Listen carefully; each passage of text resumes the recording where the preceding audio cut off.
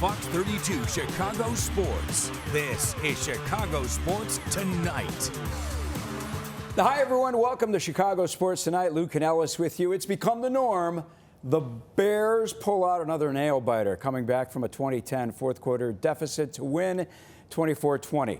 Tina Nguyen, ESPN's Courtney, Cronin, and also the Sun-Times' Pat Finley, all in the house. Guys, you know what? I'm listening to postgame shows. I'm on social media, and Bears fans are complaining about the way the Bears won the game. And I'm ready to pull my hair out, Courtney. I'm like, does anyone remember that this team went 5-12 last season or won 3 games back in 2022? Can we not appreciate wins? I think it's the heart attack nature in which it gives a lot of Bears fans, because these things for 4 of their 6 wins now have come down to the absolute wire. And to see this team win games that last year they would have lost. And I think that everyone we've talked to has said that. This is a team that has learned how to win. And to win, you don't apologize for it. You want it to look cleaner, which I know that they've been saying that for a couple weeks now, and that's probably the point of frustration for some Bears fans. But watching them do it today, the way that they did it, watching Caleb Williams once again come through on a game-winning drive, I think is something that fans should appreciate. Winning isn't easy. Just ask Buffalo today that went to Miami and lost, or the Packers last week. Well, Bears have now won 6 of their last 7 games, surpassing their win total from last season. You might also want to send Brian Daboll and the Giants a thank you note for that bizarre field goal decision there.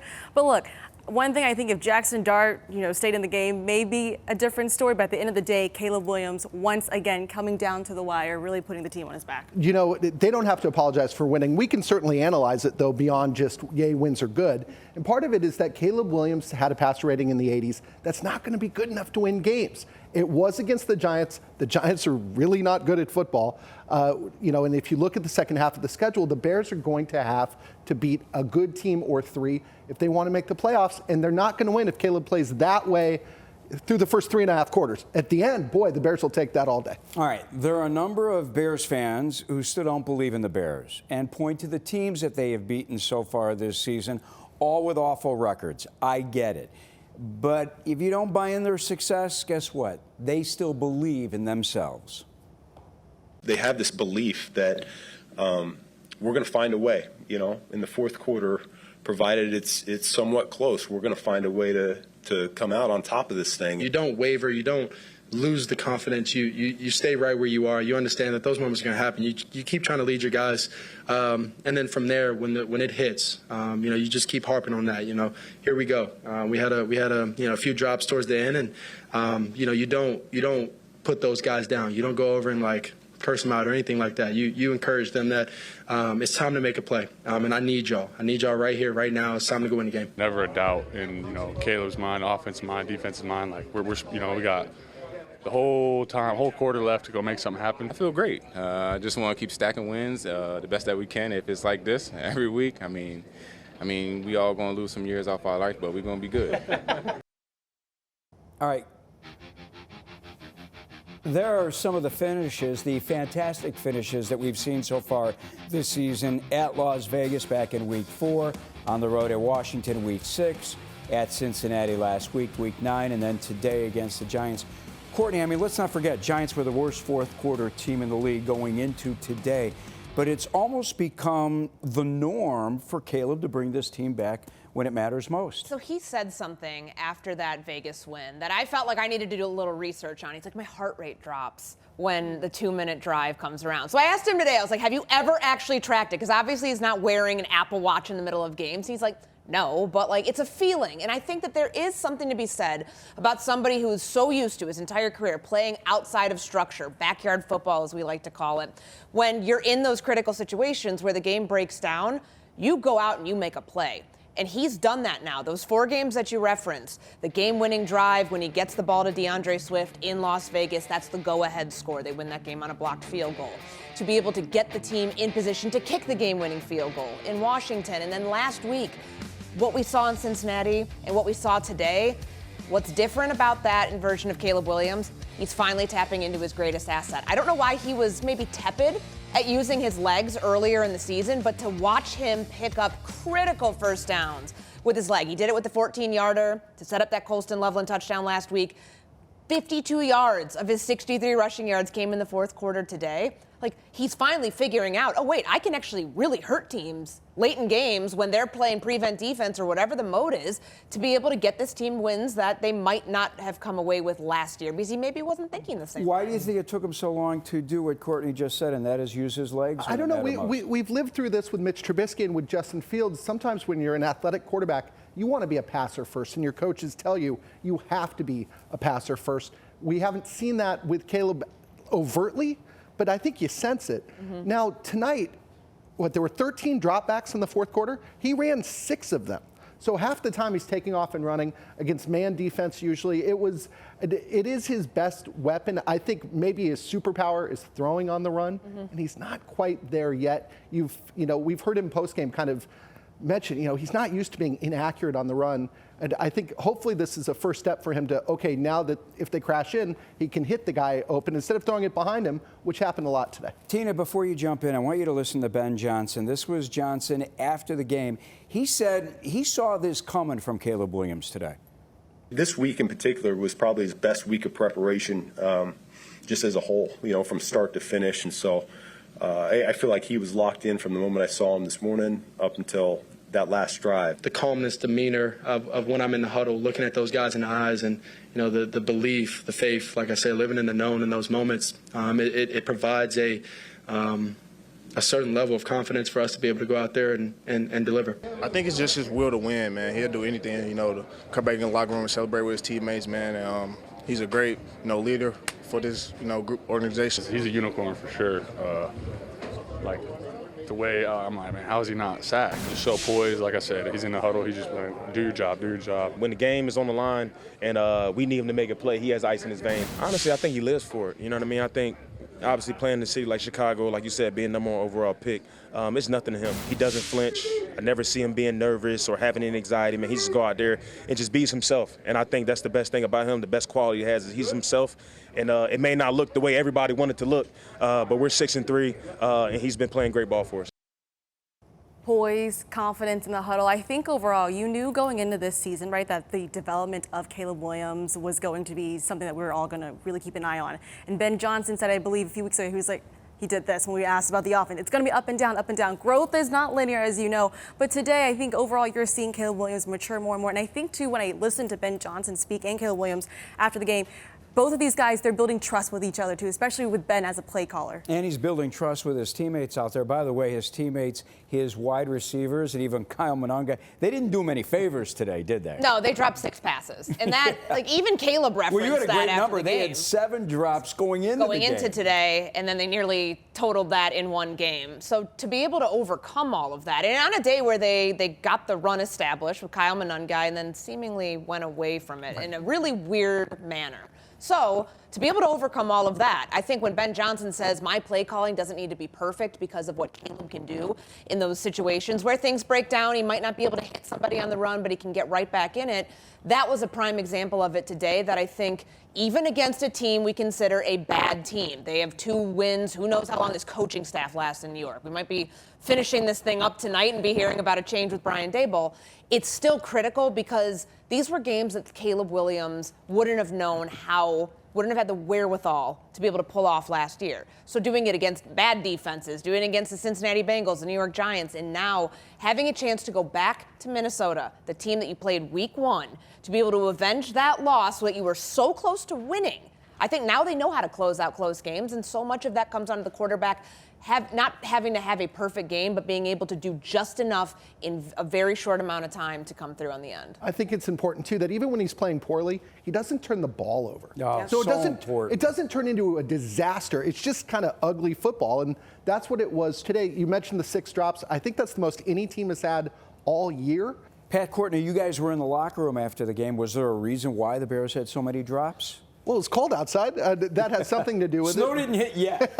No. But it was windy, and I mean, it's Soldier Field always seems a lot easier on TV than it is on the field. But, Cole Kmet was talking about the scramble drill being off, right? I think it's that there's a breakdown still between when Caleb goes from pass to run mode and he's looking for guys and they've got to be able to create that separation. They're just not on the same page yet. And that's, that goes back to was it week 5 when he was talking about how frustrated he was? Those are throws on the run he normally doesn't miss. Right. I mean, it's been about a month, but I still think that they're trying to work out some kinks. And I think you saw on the first drive today that Caleb on the run made a throw that, 5 people on the planet can make, and it's in the back of the end zone, and DJ Moore just can't get his feet down. He just knew where his feet were in that moment. Man, that would have been a great grab. Oh, yeah!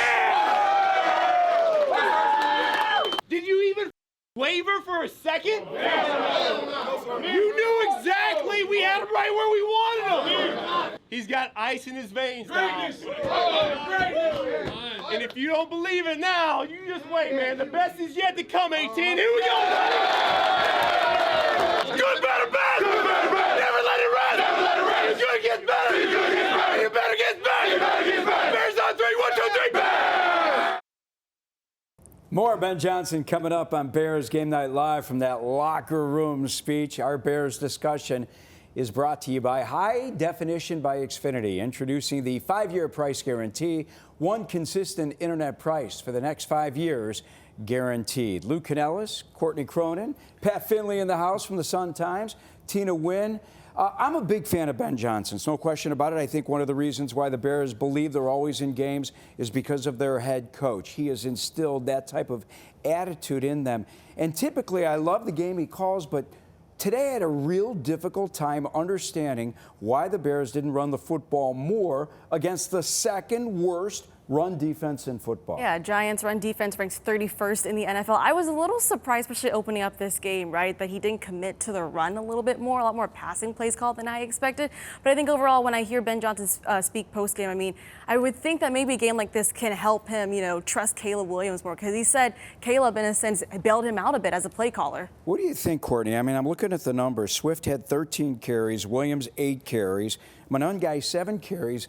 More from Kyle Monangai after what happened last week? What about the tight ends? Like, the tight ends were such a huge part. He didn't even target them until the third quarter. They were such a big part of the Cincinnati game plan. And then to see, it wasn't like the Giants were taking away, like covering Colston Loveland, like in a way that they couldn't target him or Cole Kmet. I was confused by it too, and it felt very disjointed from the start. They start off with Kyle Monangai taking on, like, he comes in the second series, and you could tell, like, he was taking a heavy load, gets the touchdown, all of a sudden they go away from it. That affects red zone play calling, it affects your 4th down play calling, and in the elements, it was very clear what they wanted to do on 4th down, and they finished 1 for 4. Like, that was a big issue for me. And 5 of 13, 5 of 14 on 3rd down. Like, their critical down play calling today falls on Ben Johnson is something that I think they will absolutely want to look at and correct. I think it was pretty instructive, though, to see that DeAndre Swift, even coming off of Kyle Monangai's awesome game, got 65% of the carries. If you're playing fantasy football, you're certainly paying attention to that. Whatever sort of breakout game some people had predicted for Monangai didn't happen because they were trusting DeAndre Swift a little bit more. All right, I want to get into the defense. CJ Gardner-Johnson forced the fumble that turned this football game around. He had 2 more sacks, one of Ryan Paul's best moves in 4 years. It's just a blessing to be here. Like I said, I was home for a month and a half, and there it is, and scrutiny. But when you're around a great group of people, a great group of coaches that believe in you, people believe in you, I think all that goes out the window when they can see a person, and you come in and just adapt and adjust, and like you said, come in and play right away and make an impact on the team. All right, 2-part question for all of you guys in the last 2.5 minutes of this segment. Number one, this guy's playing on his 4th team since March. All right, so are you surprised that he's fit in so quickly with the Bears, number one? And number two, what in the heck happened to the Bears defense against Jackson Dart? Because it was not good. Well, first off, I think for CJ Gardner-Johnson, I think familiarity with Dennis Allen certainly helps a lot. But this is someone, right, he mentioned it after the game. He was home at one point for 2 months, right? And so when you've had teams pass up on you, right, we knew coming in when he came to Chicago, he's got that kind of swagger, right? The numbers speak for itself, but I think guys in the locker room, they really feed off of that energy from him. You know what? They're desperate for each other, though, too. The Bears really needed a real talent, not just some free agent off the street. And he needed a chance. Now, whether this is going to be more than just a marriage of convenience, we'll see. CJ's got a history of wearing out his welcome really quickly. But now I believe he's the second DB in the history of football to have 3 sacks in his first 2 games with one team. You think he was humbled? No. I think he was. I think being on the street after he gets released off the Ravens practice squad because they sign another DB, I don't think that for somebody who just won a Super Bowl made him feel great. But he's here. He's making a great impact. But I will say there is an issue with this Bears defense today. Why did they not spy Jackson Dart? Yeah, like, great that is question. 66 rushing yards, 2 rushing touchdowns. Like, this is Tyler Huntley part 2. They couldn't contain him 2 weeks ago, and now it's like they didn't learn their lesson. You think not having T.J. Edwards had anything to do with that? Yeah, absolutely. I do, absolutely. Yeah, and I think expecting Noah Sewell to go out and do that's probably asking a little too much. Our scores around the league and NFC North standings are brought to you by your Chicagoland and Northwest Indiana Kia dealers. Visit Kia.com to discover movement that inspires. Looking at Week 10, a couple of NFC North scores. Vikings hosted the Ravens, and Baltimore knocked off Minnesota 27-19 in that game. Ravens have won 3 in a row now. Lamar Jackson's back. J.J. McCarthy, by the way, tossed 2 picks, and the Bears are in Minnesota next week. Lions were in Washington, D.C. It was all Detroit in the nation's capital, 44-22. Big day for Detroit's offense. Jared Goff with 3 touchdowns. Jahmyr Gibbs was terrific as well, a couple of touchdown runs. Bears have 8 games left at Minnesota next week. Aaron Rodgers and the Steelers the week after. Black Friday at Philadelphia right here on Fox. Then the Packers twice in 3 weeks. Browns, Niners, Lions at home. All right, Courtney, I'll start with you. Tell me how many you think the Bears are going to win in the final 8, and will it be enough to get into the playoffs? So when we saw the NFC North get 3 teams in last year, everybody was double digits. Obviously, Detroit was the leader, then it was Green Bay, then Minnesota. So to be able to see a team get anything less than 10 and get in, I think is unrealistic. I don't also think... Especially with the NFC West. Yeah, I think the NFC West is the candidate this year for 3 teams in, 2 of those being the final 2 wild card spots. But if it's a 10-win, Bears team, Vikings team, whatever it is, like, I think it's the Lions getting in as the representative of the NFC North, and then one other coming out of its division. Yeah, they've got to split their last 8, I think minimum. And I don't know how they're going to get there.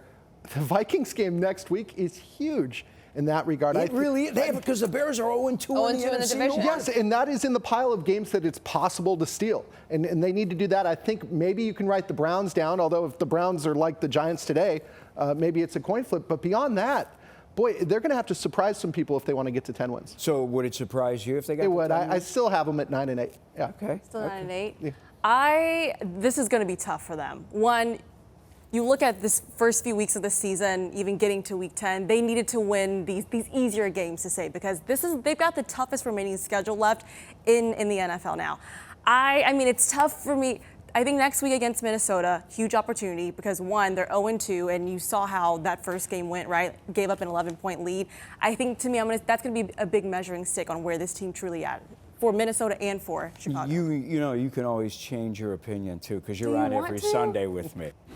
Welcome back to Chicago Sports Tonight. Bulls were swept over the weekend by the Bucks and Cavs, or should I say Giannis and Donovan Mitchell. Boy, the Bulls actually missed that go-to guy, that go-to scorer like Kobe White. Right, but I think when you look at this team right now, AK said last month we're in November, in October, that the depth of this team was their strength. And even without Kobe, right, you've got 6 players averaging 12 or more points on this team. For one thing I know, offensive rebounding has been a huge emphasis for this coaching staff. Giddey's playing super well. Vooch is also playing super well, too. I mean, this is a fun team to watch. They're 6-3 right now. Same record as the Bears. Yeah, I like Stacking that. wins early in the season. It's important. Yes. Before the schedule gets tough in the second half. So enjoy this, Chicago. Speaking of fun to watch, how about Connor Bedard's start? The guy's on pace to rack up 120 points. I'll tell you what, if the Bears weren't 6-3, he'd be the talk of the town, wouldn't he? There have been years where by this time of the season, we're like, okay, what's going on in the hockey world? And Bedard, boy, he's fun to watch. Baseball general manager meetings start Monday in Las Vegas, Courtney. What do you think? You think the Cubs are going to do anything big? I don't know. The Shota thing the other day, I mean, he's headed towards free agency. I think he's all but gone. I think that's probably a wise move. But what are we thinking as far as, like, the big acquisition? Is it going to be Tucker? Are they going to shell out? I think that there's some other names out there that might be just as intriguing. You're a baseball guy. Yeah, Dylan Cease would be absolutely, but you might have to give him 6 years and $170 million. That's a lot of money, especially when you could have given Shota, what, a third of that to get him to stick around? Thanks for coming by today. Of course. Thank you, Courtney. Thank you. Great to see you. Tina, Thank you as always. That is it for Chicago Sports Tonight. From Fox 32 Chicago Sports, this is Chicago Sports Tonight.